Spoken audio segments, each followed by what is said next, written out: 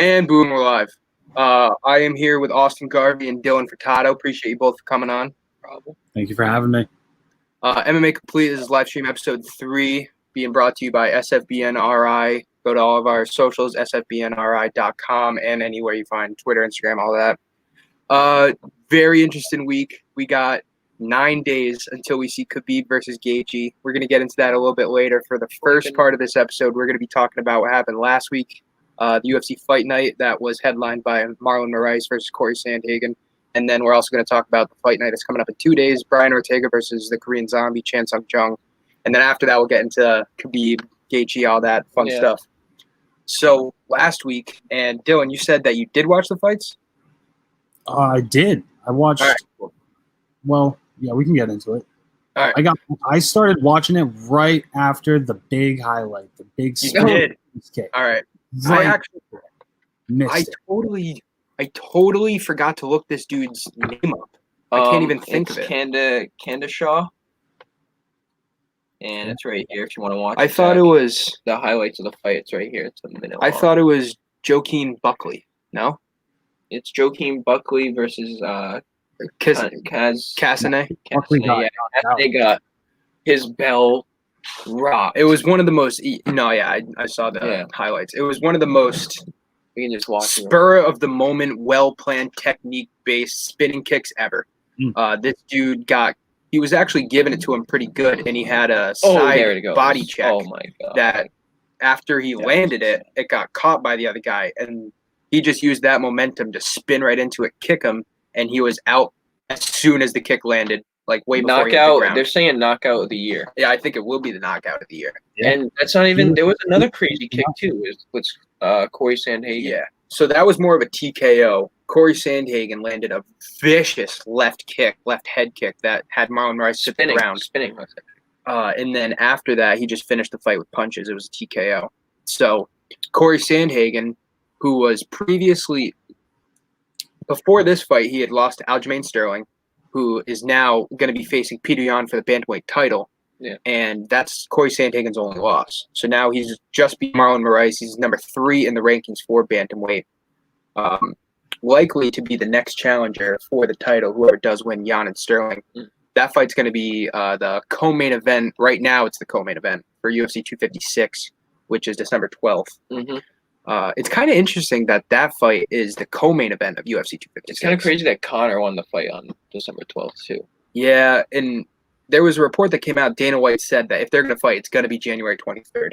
It did. Yeah. No way. You don't think it's going to happen? Yeah, it is. Yeah. No way this year?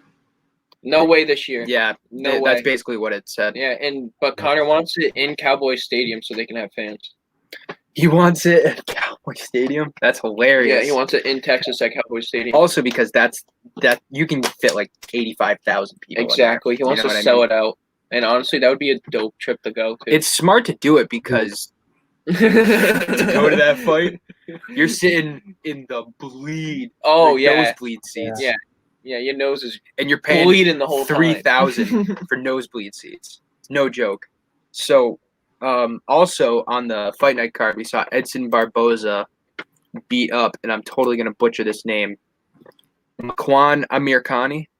I'm gonna give that a 10 out of 10 for effort, dude. I appreciate that. Edson Barboza had a unanimous decision. Edson Barboza coming back strong after his last defeat. I believe his last loss was to Justin Gaethje about a year ago. He may have fought since then, but Edson Barboza he pretty much just killed that other guy. I can't remember how to say his name. Yeah. What is it? Americani, isn't it? Americani. Yeah. I wonder if he knows how to do the Americana. Probably invented. That was a terrible joke. Anyway, we're gonna move on from that. The other huge fight that was in that card, we saw Marcin Tybura beat Ben Rothwell in a heavyweight slugfest. I actually had Ben Rothwell winning that fight. Ben Rothwell's the seasoned vet, and I mean Tybura's been around there for a while, but he kind of What's his record? Go back to that. What did it? 20-6. Okay, never mind. My eyes are playing tricks on me. What? Tybura? Yeah. Yeah. Tybura's a beast. I can't remember. I think he lost to Dos Santos a couple years ago, and that kind of derailed his hype train. But he's still in it. He's still like pretty young in his prime. That's a heavyweight contender to look out for. Yeah. Not that he's really going to get anywhere with the monsters that are at the top of that division, but definitely a name to look out for. I think Ben Rothwell's probably going to be done. He might have another low key fight, but that's a vet. I think he's 38. He's probably going to be gone. So Peter Yan and Sterling. Yeah, we can talk about that. Peter Yan versus Aljamain Sterling for the bantamweight title. That's going to go down UFC 256. It's right now the co-main event, which means UFC is planning on making. Actually, I think Shevchenko is fighting Maia to UFC 256. It is. Yeah, it is. It is. I just looked that up. That's going to be a great card. It's actually Jennifer Maia-Vanchenko's 255. Oh, that's 255. 255, November 21st. So Shevchenko versus Maia is going to headline 255. Yeah. So Thanksgiving week. Yeah, I think it's November 21st. Right.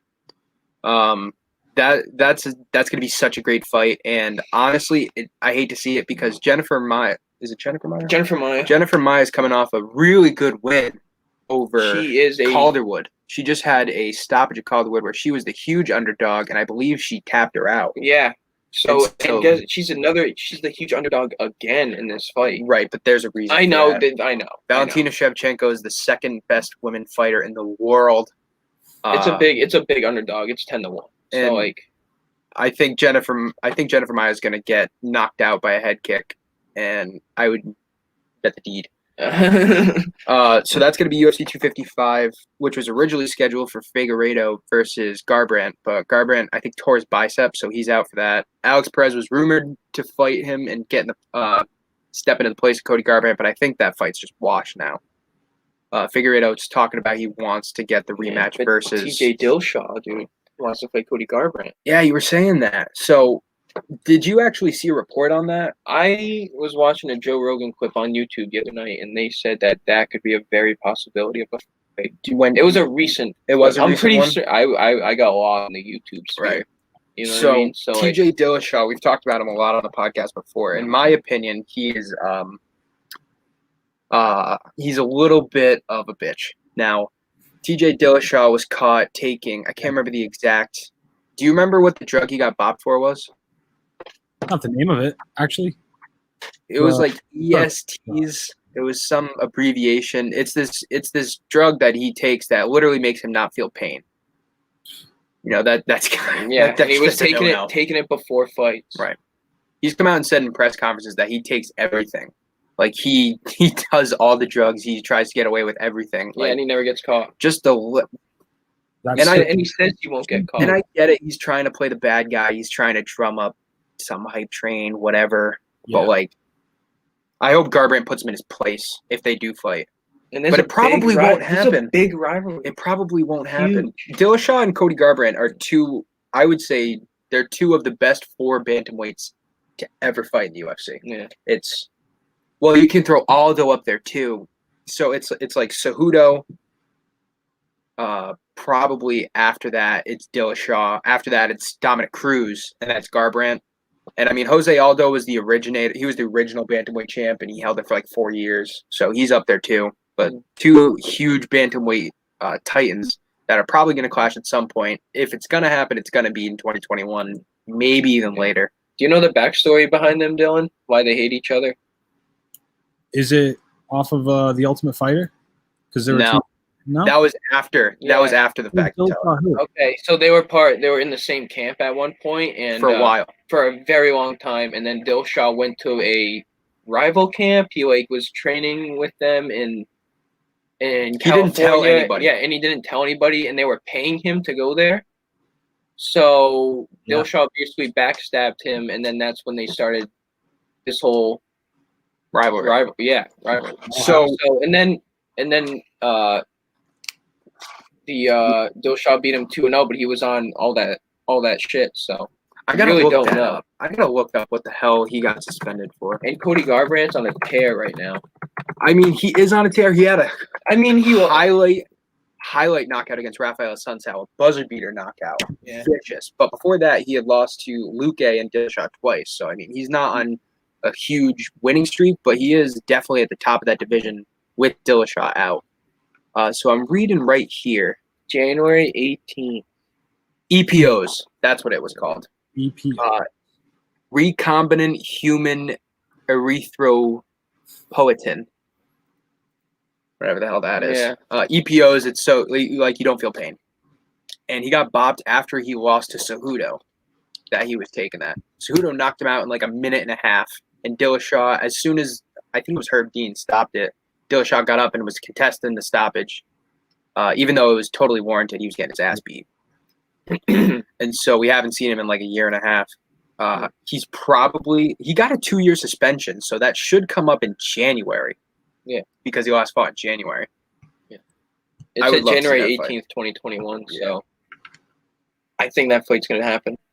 I think it will. That would be a perfect fight. But here's the only other thing. I think maybe he needs one fight to get back into it, but I mean, here's the only other thing I was going to say. That fight would sell. If I'm Dillashaw, do I want to fight Garbrandt or do I want to now challenge Sandhagen? Because Sandhagen has some momentum and he's higher ranked. Yeah. And I think. But why would he even accept that fight? It's against Sandhagen? Yeah. Because he's. No. Why would Sandhagen? If he's higher ranked. Yeah, Sandhagen has no. And Dillashaw's already and he's been out for 2 years? Right. So that's a good point. Dillashaw will probably have to fight someone before he fights like a top 3 guy. But at the same time, Dillashaw got suspended. He was the #1 bantamweight contender in the world. Yeah. So who does Sandhagen face? Because you're not just going to have him sit around and wait. Sandhagen faces Garbrandt. I think that's the fight to make. Yeah. But I could totally see because Dillashaw, whether he's comes back top 5 ranked or not, he's a money fighter because UFC fans know who Dillashaw is. Yeah. So if Garbrandt wants to make some money, because he would make money. But then again, if Garbrandt loses, then he lost 3 times to Dillashaw. Garbrandt will probably never get a title shot in bantamweight again. Yeah. So it's up and down. I mean, knowing Cody Garbrandt's personality, he wants to beat up Dillashaw. Like, he wants that fight, I'm sure. You don't think he'll ever get a shot again? I mean, he's like one of the top Well, he's also 29. Top 4 bantamweight guys of all time. He's also 29, but he's got 4 or 5. He's got like 5 years. He was just in contention. He was going to fight for the flyweight title, though. Yeah. So, like, maybe he wants to go to flyweight, and if he gets that title, maybe he just doesn't want to face Dillashaw in bantamweight. Now, who's the flyweight? Who's in that? Figueiredo. There's not a whole lot of contenders in that division. Exactly. You got Alex Perez. It would honestly be smart for Dillashaw to go to flyweight because it would honestly give him a bigger name. It would, but at the same time... Especially he's been away from the game for 2 years. I honestly think he's going to do that. It would, but... Well, for Dillashaw to go to flyweight... I think I read somewhere that Dillashaw he had some crazy weight loss. Now, obviously, for these smaller guys, when they cut weight, if they cut a lot more weight, that's more of their body percentage, right? Yeah. So TJ Dillashaw cut like 25 pounds before a fight, which is like a 1/6 of his whole body weight. You know what I mean? And that's to get to 135. That's not 125. So if he could do it, I'm sure he would, but I don't know if he can. Yeah. You ever see that video of him? It looks like a skeleton at the weigh-ins. Yeah. Bad. Yeah. Really bad. But that's UFC 256. Sterling versus Jan, Garbrandt versus Dillashaw, or any of that to be continued. Real quick, I want to get into Ortega versus Chan Sung Jung, Korean Zombie, and then we're going to take a commercial. So, who do you got? Yeah. I'm going to say Ortega. I think Ortega too. I'm not taking anything away from Korean Zombie, but I think Ortega's I think he's got the balls to stand in front of Chan Sung Jung for 5 rounds. I was thinking Korean Zombie, but dude, there's so much hype around him, and that's really all you see posted on like ESPN or sports. It's like, oh, Korean Zombie's coming back. Like a lot of people are talking about. Now, here's the thing about that. Isn't he coming back from an injury or something? Didn't he like Chan Sung Jung? Yeah. I don't believe he is. See, Chan Sung Jung was out of the game for like 3 years, and I'm gonna look up his record right now to verify all this. But I'm pretty sure this is right. Chan Sung Jung was out of the game for like 3 years, and then he came back in 2018. Yeah, and ever since then he hasn't lost. Yeah, he's been fucking it up. I think it was because of military service. Oh, you're right. That is exactly what it is. He had Koreans have mandatory military service, and he went. Oh shit! Yeah. For him. So I'm looking at his stats right now. He had a gap August 2013 when he lost to Jose Aldo for the title. August 2013, then he next fought February 2017. Since coming back to 2017, he beat Dennis Bermudez. He actually lost his first fight back, huh? No. Oh wait, no. I'm sorry. He lost to Dennis. He beat Dennis Bermudez, and then he lost to Yair Rodriguez. Yair Rodriguez is like the best kicker in the UFC. Do you, Like Other than no. other than Adesanya. No, he's literally Adesanya just has everything combo. Okay. But pure kickings, and Do you you're remember probably that gonna. do you remember that knockout, the Yair Rodriguez versus Korean Zombie? That No, was I don't. like round 3, end of the bell, elbow. Really? Yeah, honestly, look that up. I'll look it up right now. What is it? Yair Rodriguez versus Chan Sung Jung. Yair. But anyway. Oh yeah, I think I know. But anyway, I think I saw coming back from highlights of that, that fight. An elbow like this. Like He then beat. Sorry, I'm interrupting. I'm sorry. No. He then went on to beat Renato Moicano, and then he just beat Frankie Edgar. I don't know how to spell Frankie these guys' Edgar. names. It's so I'm trying. Rodriguez versus Jung. Jung's with a J. Rodriguez. And so Chan Sung Jung, I'll give both of these guys this. They're both warriors in the sense that they will stand in front of each other and strike until one of them's knocked out. Oh, this crazy! It's gonna be like a vicious. Who remembers it? I wish we could. I wish we could show this. Yeah, I don't think you can. No, I know we can't.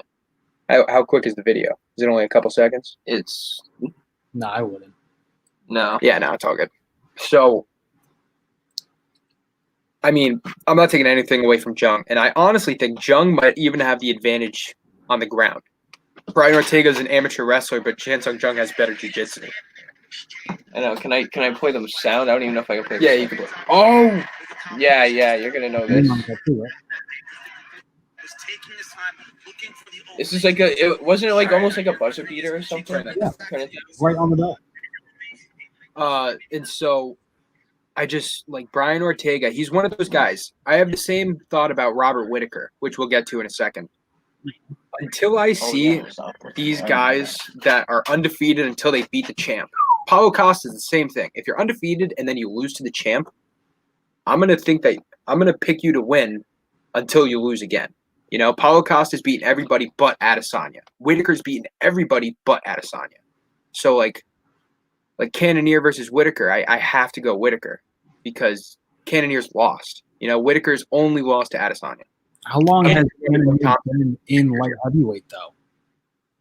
He's been there for a while. He lost to Thiago Santos in light heavyweight, right? Sounds credible. Sounds right? And so I just think that these guys are going to stand toe-to-toe and rock each other for a good, 3 to 4 rounds, and someone's going to get caught, and they're going to get dropped. And my guess, and that's all I have is the guess, is that it's going to be Jung that gets dropped. Ortega only lost to Max Holloway when Max Holloway was the king of featherweights. Max Holloway also beat Chan Sung Jung, by the way. Interesting. Years ago. Yeah. So you think Ortega? Yeah, I think Ortega. I think Ortega. Yeah, so you changed your mind. You just said you were going to go Jung, right? Yeah. It's a toss-up. Like, it really is. And I'm only saying that one. because there's a lot of hype around the Korean Zombie and there is. And I'm pretty sure, I think this fight night is in Busan, Korea. Oh, is it? I think so. I think that's why, the only reason why, oh no, it's in the Flash Forum. Never mind. Yeah, I was going to say there's no way. I thought it in was. Abu Dhabi, no? Yeah, it's Abu Yeah. Dhabi. All right, so we're going to take a quick commercial break for station identification. You're watching MMA Complete with Zak Drapeau, Austin Garvey, Dylan Furtado. We also got Mark Tosi in the background. Say what up. What's up? This is brought to you by SFBNRI. Check us out at sfbnri.com and all of our socials, and we're going to take a quick commercial break. Or maybe not. I'm trying.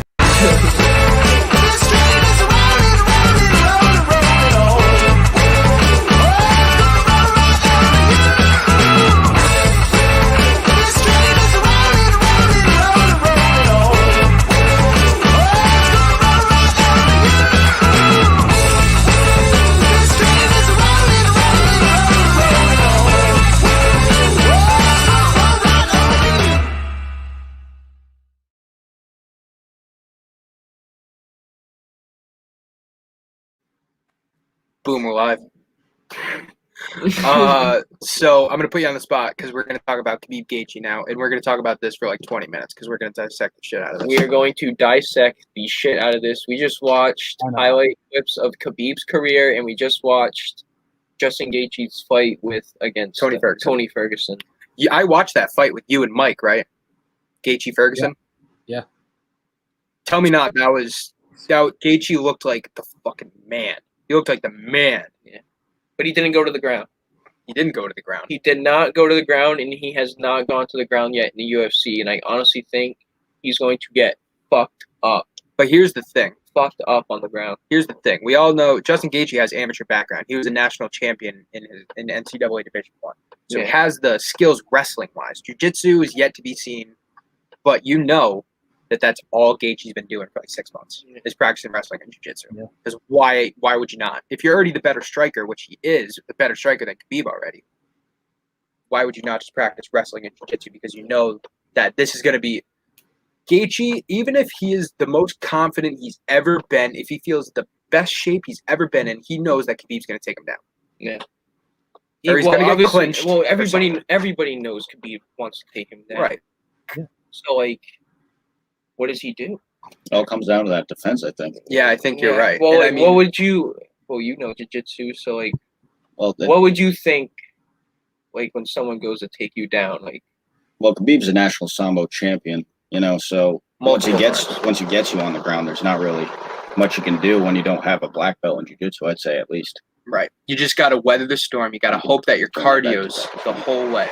Like Justin Gaethje's cardio is already tip-top shape because he went 5 rounds with Tony Ferguson. He didn't get hurt. Khabib's though. What's up? Speak up a little bit. Khabib's cardio is up there too. I mean, absolutely. Oh my God, yeah. He trains for 12 hours and doesn't drink water. Khabib is. I don't know if that's true. You keep saying that. I don't know if that's true. I think it's true. He's weird enough to do that. There's a pretty sick documentary about him on YouTube. But that guy that was on Joe Rogan, remember him? That I showed you. His name's like Will Harris or something. Yeah, Will Harris. Yeah, he like goes to Dakistan and like literally Khabib lets him stay with his family up until the Conor McGregor fight, or he got it was I think it was the Iaquinta fight. Iaquinta. You ever heard of the Mind of a Fighter docuseries? I think yeah. This guy, he's done it on several fighters. I know he did one on Zabit, and I know he did one on it might have been Shevchenko because he's done a lot of the Russian fighters because he was over there for so long. But he got famous because he's the one that got the clip of Conor McGregor with the dolly running at the bus and saw him throw it. He's the guy that got that clip that everyone was watching and sharing. That's why everybody knows who Will Harris is. That's why he was on Joe Rogan and everything. Right. Yeah. It's honestly pretty crazy. I'd definitely check it out. Check it out. So let me ask you this, because we're going to break it down, because we got like 30 minutes left, so we might as well. First round, Khabib versus Gaethje. First round, how do you see it? Gaethje. I agree. I agree too. I agree too. You start on your feet. I think Khabib's going to play. What are you going to say? No, I was just saying you start the fight on your feet. They got to stand up. So, yeah, Gaethje first round, maybe second round, and then he's going to start losing it. Yeah, I think Khabib wants to try and see what he has, and then I think in the last 2 minutes he's going to try and take him down. Yeah, I think we see Khabib try to take down Gaethje at least 3 times in the first round. I think he'll get one towards the end, but I do think the first minute to 2 minutes will be completely standing. There will be no trying to take down. I don't even think there's going to be a punch thrown in the first minute. I think Khabib has one move that I really am interested in seeing if Khabib takes advantage of, because Gaethje knows that Khabib's going for the double leg. Yeah. He knows that, or the single leg, whatever, because Gaethje stands, he's an orthodox fighter, so he stands with his left foot forward, and you know that Khabib's going to go for it. So if Gaethje's been preparing for these, judo throws, and he's looking for the clinch that Khabib's coming for, and he knows that. I think he wants to go to the clinch. I think that Khabib has a real shot of faking, because remember, Gaethje's standing orthodox, so the right side of his body is going to be open. Mm-hmm. So I think Khabib has a great chance of faking the double leg and coming up with a left hook or a left overhand, really, because he's crouched. So you want him to do what he did to Conor? No, that was a straight right. No, but Khabib- he ducked down and wasn't looking. Oh, the overhand? The overhand, right. But the only difference between that is Conor's a southpaw. So he hit him with his right hand, which is Khabib's dominant hand. Yeah. So, and plus it's his backhand. Yeah. So if Khabib can go for the single leg and his front hand is his left hand, which is right next to Gaethje. If Gaethje puts his arms down to defend for that double leg, he's going to be wide open for the left overhand. So I'm really looking for that. I'm looking for Khabib to exploit the fact that Gaethje knows that he's going to the ground. Yeah. Will he also just have the gameplay of going to the ground? Of course he will. Yeah. I think if he can land that left hook a couple times, then he's going to be able to take him to the ground. Now Gaethje, I think he's going to test that in the first round. Gaethje, we know, doesn't have the best chin ever. We just watched with the Tony fight. He had an uppercut. Tony landed an uppercut that rocked Gaethje at the end of round 2.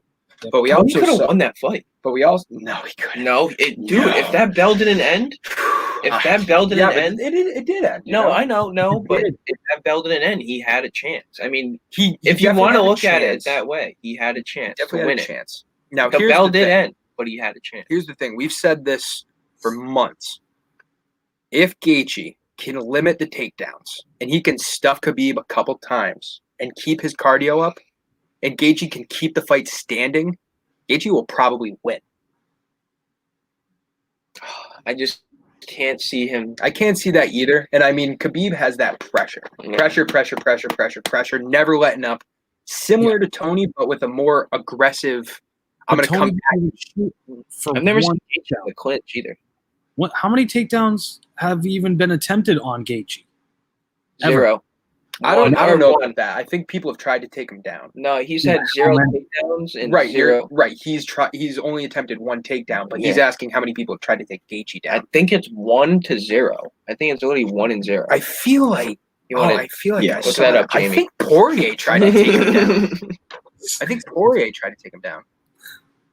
In Gaethje's career, he's only lost to Poirier and either Barboza or the other Brazilian in the lightweight. Who the hell's the other guy? I would really like to see Gaethje Conor. So bad. So bad. Yeah, see, that's a great fight, but I think Conor wins that. Like Yeah. Poirier, and then Gaethje loses to Khabib, right? Conor beats Poirier, Conor Gaethje, and then Conor Khabib. I think if everything goes as we see it, Fuck planned, Tony Ferguson and Khabib. Tony, you can't just say fuck Tony, that fight. because No one wants to watch that fight. No, that I I really want to watch that fight. No, Yeah. okay, all right. You want to watch it, but we know what's going to happen. No, we Yeah. don't. Still gonna be Khabib's fun. going to fucking win. No, Easily. we just said Tony versus McGregor. That's what we were saying. Oh, that's a good one. Oh, I was saying You Tony. think Tony versus Khabib is a Yeah. blowout? Yeah, I think that's a Tony blowout. versus Khabib is closer than Gaethje versus Khabib. No. How can you say that? No. Ferguson has Dude, experience. everyone's on the ground. saying no. No. Yes, no. he does. Yeah, he does. No, Ferguson has This is choked the several greatest. people This out. is the, and we've said this a million times. This might be Khabib's kryptonite. It's But literally only the perfect because matchup. only because of the clash of different styles. You know, Ferguson's much closer to Khabib's style. Not even different style. They got the pretty similar style. It's just like, No, they have different styles. what do you mean? Gaethje just wants to All stand. state Khabib wants to bring it Yeah, I to the know, ground. but he's an all-state wrestler too. Yeah, but that's Like, not you part of can't his deny style. that. But it's not part of his style. How do we know? Because he's never taken anyone down. Well, guess what? But it might be the surprise It might out be. of nowhere. I'm not saying it's a fault in his game, but as far as styles that we've seen in the octagon so far, it couldn't be polar opposites. So It you could think be more polar you think opposites. he's not going to take him down? I think Gaethje has 0 takedowns in this fight. You think he's going to attempt? He might attempt one, maybe one. I think Khabib's If he's getting his ass I think kicked. Khabib's going to go take him in the clinch. He's going to get him above the cage, and then he's going to fling him around like we saw in that first fight. He's literally going to fling this guy around Maybe. because I he think- knows he can't take him down. So he's literally going to manhandle him. See, He will ride him against the cage. So Right. I guarantee he'll ride him against the cage because he doesn't want him to stand in open space, dude. Yeah, that's the He does interesting. not want him in the open space. He wants to take him to the cage. Yeah, yeah, I'm just saying the cage. It's going to be interesting. The two of them. it is. Yeah, being up against the fence. And the first time that Khabib ever fought in a cage was in the UFC. We just saw that. So, like, Khabib's going to wreck him. He's going to toss him around like a ragdoll. I think he definitely will. Gaethje will definitely get taken down several times.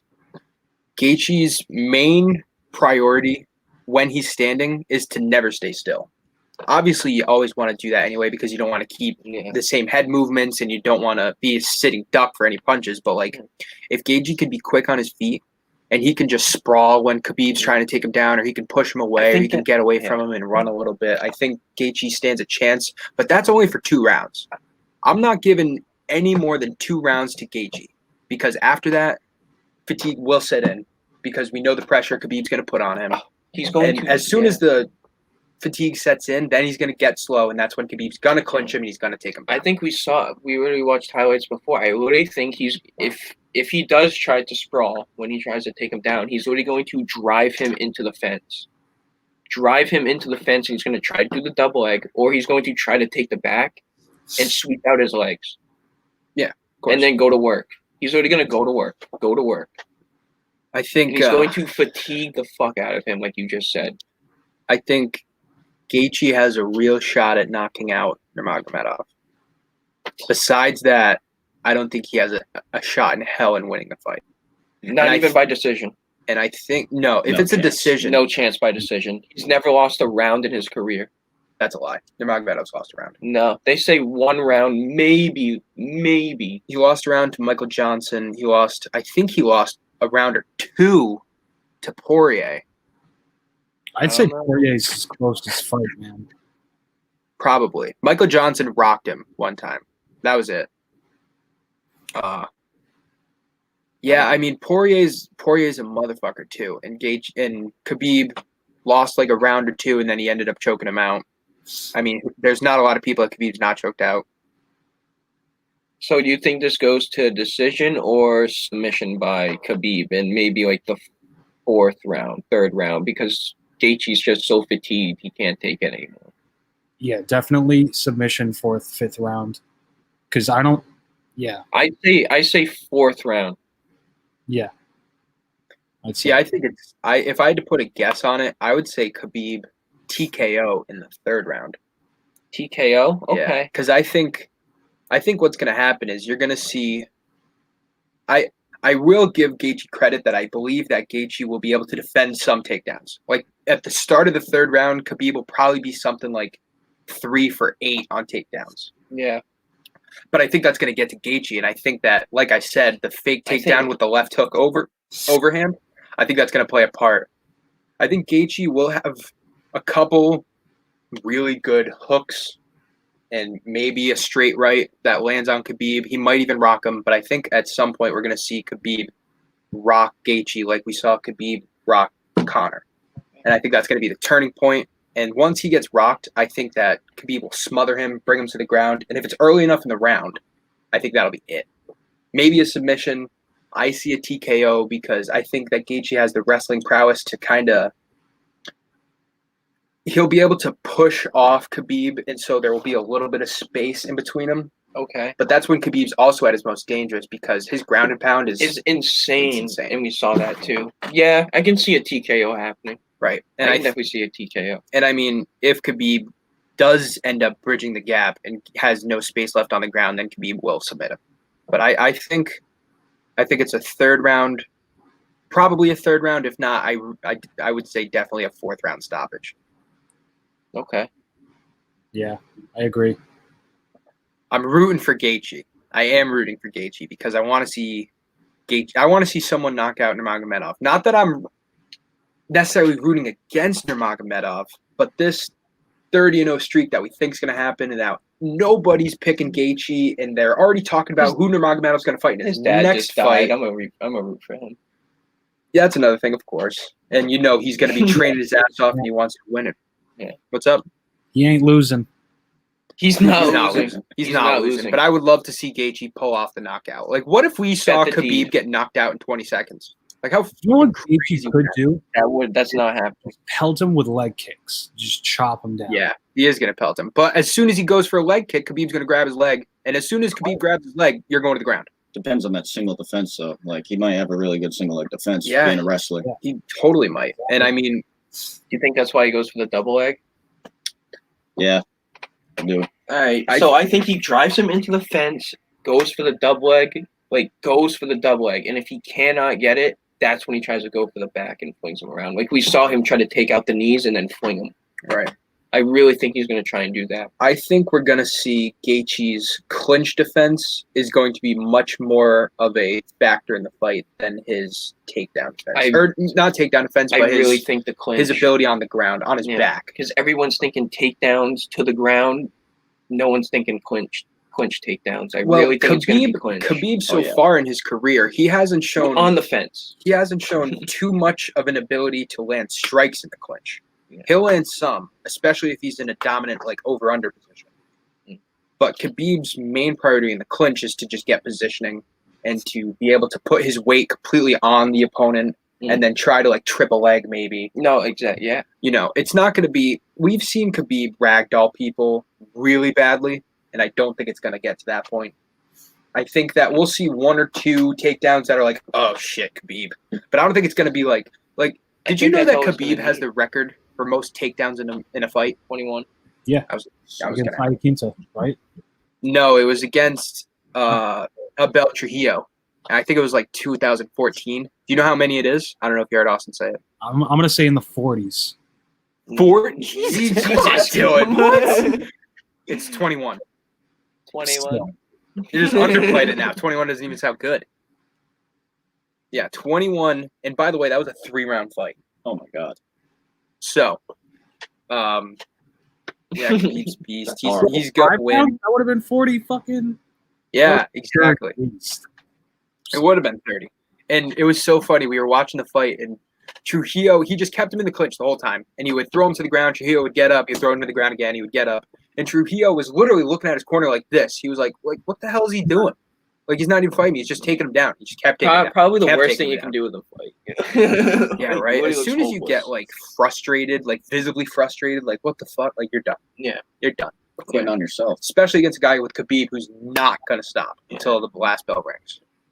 All right, so let's talk about Poirier McGregor. Before we do that, we're going to have another commercial. Oh, okay. Station identification. You're watching MMA Complete with Zak Drapeau, Austin Garvey, and Dylan Furtado. This is being brought to you by SFBNRI. Go to check us out at sfbnri.com and all of our socials.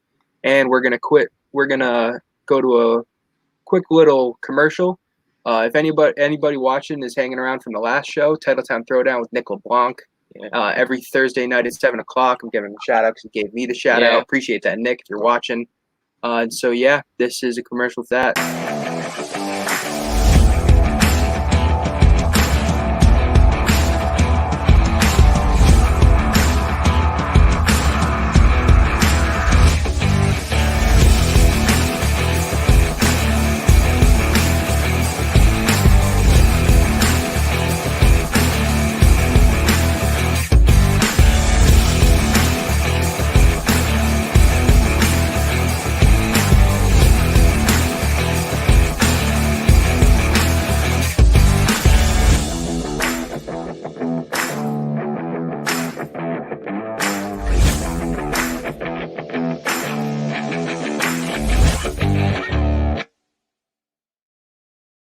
And boom, we're back. There we go. We just talked about something real quick, and then we're going to get on to the McGregor Poirier. It actually is a pretty good segue. Would you say McGregor's the best striker that Khabib's ever fought? Obviously, Gaethje's probably the second best. The reason that this is such a great matchup is because Conor is the better striker, and it is by a significant amount. But Gaethje, we think, and we pretty much know because of his NCAA collegiate career as an amateur wrestler in Division I, that Gaethje is a much better wrestler, which is why we think that it's a better matchup. Gaethje is a better striker, not as good as Conor, but he has that wrestling background that he can fall back on, which Conor didn't, which is what led to Conor getting taken down like 15 times and eventually smothered, and it was over. Even though he's has 0 takedowns, been taken down. And so, yeah, we can segue over to the match that hasn't been scheduled yet. We talked about it a little bit, McGregor versus Poirier. No, it's been scheduled. No, it hasn't. It hasn't officially been scheduled. It's officially not Finalized. officially. That makes sense. What'd you say? No. Unofficially, officially. The reports that we've heard come out is that the fight's going to take place January 23rd. That would be The 3rd or 13th? 23rd. Okay. I'm pretty sure that's UFC 258 because I think there's going to be a UFC pay-per-view that happens like right around New Year's because 256 is scheduled for December 12th. They like to do it like every 4 weeks. So having the bridge between December 12th and January 23rd, I think there'd be a pay-per-view in the middle. I'm not sure. Now, how do you think that fight goes? Because that's a main event. That goes 5 rounds. I think. What do you think, Dylan? You think Poirier gets a round or two, or do you think Conor just kind of unanimously takes over? That's got to be one of the hardest fights to I don't know, guess. It's a guess because they're gonna keep it on the feet. They're both incredible strikers. You have no idea who's gonna knock out who. Conor really got lucky when he dropped Poirier. It wasn't even a drop really. He hit him with his elbow, and it was a perfectly placed strike. But I don't know if it was that hard. He's good at those. Yeah, he is. I mean, it's so hard to tell because the only time we've seen Conor in the last 2 years is when he destroyed Cerrone, and that wasn't even a fight. That was just a minute just assault. a shoulder assault, bro. Beautiful. It was beautiful, and he had a Beautiful game plan is what it was. he had a great technique, but it was Cerrone. Nothing taken away from Cerrone. He's a vet and he's a tough dude, but he's not on the level of McGregor or Poirier. He's not known for his first round energy. Yeah. Right, that too. And McGregor is. I think McGregor's going to start off strong. I think McGregor wins round 1. I like Poirier, though, because Poirier I think he's tougher than Conor, first of all. I think he has a better chin than Conor. Yeah. I just really think Conor is just he's on a different level. Even though he's been away from the game, he is on a different level. His precision is on a different level. I think that Poirier, his best chance is to take down Conor. And he's he's intimidating, dude. He intimidates his opponents, and I think because Poirier's been beaten before by him, I really think he's going to be cautious. He's really going to be cautious. He's not going to want to step in, and I really think Conor's going to take advantage of that. McGregor is probably gives him more time. McGregor's probably the most precise striker we've ever seen in the UFC. Yeah. You got other names up there like Adesanya. You got John Jones. You had Lyoto Machida for a little bit. But goddamn, Conor's probably there. Rampage Jackson. Rampage Jackson. See, the only thing I would say no to that is because Rampage was really an amazing striker in Pride before he got to UFC, and Rampage and Pride, he's probably on the same level as Conor. Yeah. Maybe. He was just a brawler. This dude. If you're getting an uppercut, you're going out. Yeah. And Conor, it's more he hits you with 3 punches in half a second that all go in the exact same place in your chin. Yeah. You can't even fucking stop it. You can't even see it. Yeah, that's why he goes to the ground and just hammer fist the fuck out of him. You know what I mean?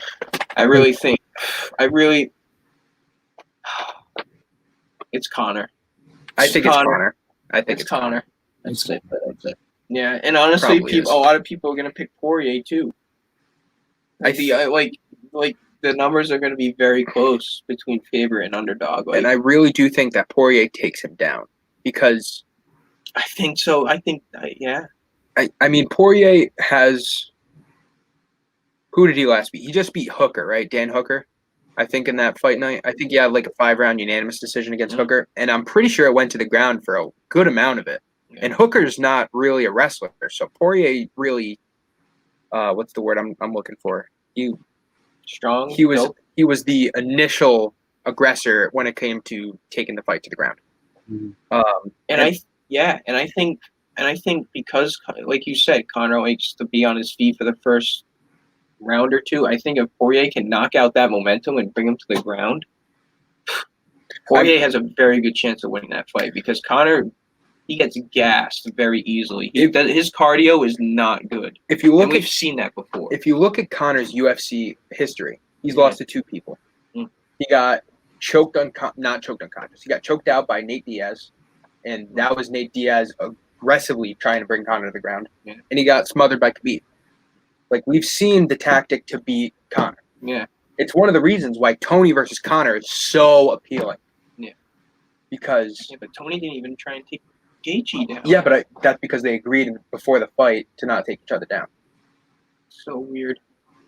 It's weird. It's weird. I think Gaethje probably does that with most of his fights. Do you think he does that to not get film on his takedowns, or do you think it's more strategy, or do you think it's more just him not wanting? I don't know. Well, Gaethje's come out and I really don't. Gaethje's come out and said that he does it because he wants to put on a show. Like, that's why he doesn't bring it to the ground, because he knows that people watch UFC to watch knockouts and all that shit, and that's what he wants to give the fans. That's what he's said. I hope he's saving it for this fight, because this fight's going to the fucking ground. He fucking better be. It's going to the ground, and he better be fucking ready. I think he will be, though. I really do think he will be. I mean, is he inexperienced? Not really, but a little bit. He's only fought. He lost to Barboza and Poirier. That was his 2 biggest fights, and then he beat. What are we talking about, Conor? Gaethje. Okay. He beat someone that was fringe top 10, and then he completely destroyed Ferguson. Yeah. So he's 2-2 in these big fights. Hmm. He just that fight he had against Ferguson was the best fight he's ever had by far. Yeah. And he completely dismantled him. And now did Tony? That was a scheduled fight, right? That was Tony. I think was it short notice? It wasn't short notice per se, but I think it was only a month and a half, 2 months in advance. Whereas Gaethje has it was the same for Gaethje though. Yeah, I know, but now Gaethje and Nurmagomedov have 3 months. I'm pretty sure it was scheduled 3 months ago. Yeah, could be. All right. Well, we're and if he loses, it's because of the loss of his dad, and he's not over it. I really, really believe that if he loses, I don't think you can say that. I don't think you can say that because we have to watch the fight first. At this moment, he's training right now. He's definitely not over it. But he's probably he's training right now. I mean, yeah, no, yeah, and he's I'm not probably saying training that, 15 hours. I'm not saying that in a dickish way. I'm just saying it's it's an understandable reason. But here's the thing. I think if Gaethje does, we have to watch the fight to see how it's going to play out. I've never seen a main event championship fight that was so glossed over. Yeah. This is a great fight. It's a great matchup. And everybody's talking about Khabib's next fight. Yeah, I know. That's what I was just going to get into. That's so disrespectful to Gaethje. Yeah. And I mean, it's worth it because you're pretty sure that Khabib's going to win. Dana White's already planning the next fight because he's so certain he's going to win, dude. It's not even so certain. It's more the fact that he's already planning that 30-0. And if Gaethje wins, that is all that plan goes to shit. All right. To find out more and to hear even more in-depth conversation about this matchup, make sure you join us next week, Thursday at 8 p.m. right here, wherever you're watching this. SFBNRI, all our platforms, Twitch, YouTube, Facebook, all that shit. Last thing I'm going to talk about, and then we're going to get out of here. Well, can we say one more thing? That we're going to try and... we might be live streaming the fight next week. Yeah. We might live stream Saturday night as the fight's going on. That'll be around 12 o'clock. I'm not sure how that's going to work. I got to talk to my boss, but I think we're going to do that. And I mean, we'll probably be on the same screen because we'll all be watching. It won't be like a podcast per se. It'll just be us chilling, watching the fight. Right. You know what I mean? Us talking about the fights here and there. Stream the fight because of legal reasons and shit. No, we won't be streaming. We can't be streaming. It'll be like a reaction video. Yeah. By the way, you want to do that at your house, or I got the day off? So we can do it over here. Don't matter. Doesn't matter to me either. All right, we'll figure that out. It's a little fun. All right, but I feel like that'll be sick. Last thing we're talking about, and I can't believe I'm doing it because I'm being very hypocritical because I was just talking about the disrespect that we're showing Gaethje. Let's say Khabib does win. Who is he fighting next? Who you got? I mean, Connor Poirier. Ferguson honestly should fight the winner of that. I think so too. That's exactly what I think. And then Just find lost. somebody else. But he's still top Strictly 3. He stand-up lost fight. twice. But he only lost once. Didn't he have to cut weight twice? Yeah, the first fight didn't happen, and he still cut weight for it. Okay. And it was a badass move on his part. Okay. I can't remember who that was against. I think that was Khabib. I think it was supposed to be Khabib. Yeah, Yeah. when he cut weight, even though he didn't have to. Yeah. I don't know. I don't know. I don't know. I'm not really interested in that fight, to be completely honest. Like, Ferguson Khabib. That's just really- because you don't know. No, I Because- know. It's been scheduled 6 times. Yeah. I know, but like, it should have been scheduled that 6th time. That, you know what I mean? Right. The first other 3 times. Like, I Should've. feel like it's past its due date. It's like Floyd Mayweather and Pacquiao 5 years overdue. Like, it's kind of like that. It has that feel. Like, it's gonna sell tickets, but it's not gonna be hype. I mean, if that were to happen, Ferguson would have to be the top Yeah. guy, which is why I think Yeah. the right thing to do is Ferguson versus the winner of Poirier McGregor. Yeah, exactly. And I think if Poirier takes Conor to the ground, I think it's a perfect storyline for Khabib Poirier. Here's my wild card, and I don't think this will happen, but I want to throw this name out there, and you'd probably know more about this because I don't know if you know this guy too well. Okay. Max Holloway. To step up. What if Max Holloway stepped up to 155, put a little bit of muscle on that frame? He's the skinniest. Right? That's very not a interesting. terrible I know who matchup. Max Holloway is, but that Right. that is a very good matchup. But who does he face first? You can't just Holloway? yeah. I think you can't just hop him If in there. Holloway wanted to step up, Holloway Ferguson would be a great Oh, yeah. fight. I think that's Ferguson great immediately. because Tony Ferguson's coming off a loss. Right. Like, that loss is huge, dude. Like, even though It's huge, but it's not as huge as it could have been. So, do you know that Ferguson had the longest UFC winning streak yeah, to 12, never get a right? title fight? 12. 12. Yeah. And it was, I think, 9 years? I think it was 9 years, and it was all UFC. Yeah, because he came from dirt. He came from the Ultimate Fighter. Right. He's He was the biggest underdog in Ultimate Fighter history. Or no. That was Roy Nelson. No, he's jiu-jitsu, right? Because he had Ferguson? Yeah. Ferguson is completely unorthodox. He's everything. He's Okay. fucking everything. all right, because he had I'm Eddie just saying Bravo. that he had Eddie Bravo in his Yeah. corner. All right, so we're running out of time. If you want to check more out, definitely go look at our other podcasts. You can check us out Spotify, SoundCloud, Apple Podcasts, MMA Complete, all that shit. And then definitely tune in next week, Thursday at 8 o'clock right here, wherever you're watching. And think you'll be back next week, Dill? I don't know. Probably.